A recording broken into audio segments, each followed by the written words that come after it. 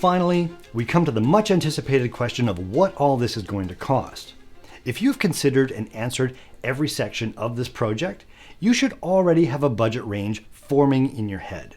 You know your audience and your message, so what is the desired outcome worth?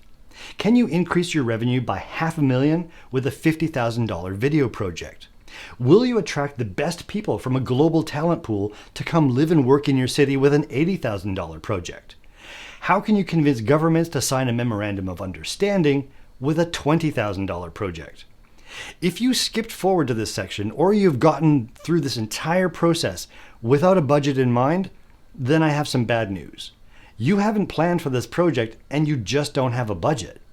Now, some of you might be saying, come on, throw me some numbers. To which I say, I don't have a deep understanding of your business or your objectives. It would be very unfair to you and me if I just started throwing random numbers into the air. Your video budget doesn't come out of thin air.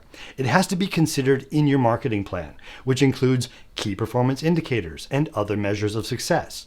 You also need to think about distribution channels, ad buys, and social media management. The video production budget is part of your marketing mix. If you fail to plan, you plan to fail.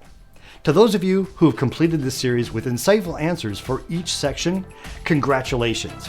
You have set the foundation for a successful video production. With this document, everyone involved is clear on what we are doing and why. If you found value in this series and feel ready to start your next video project, we would love to hear from you.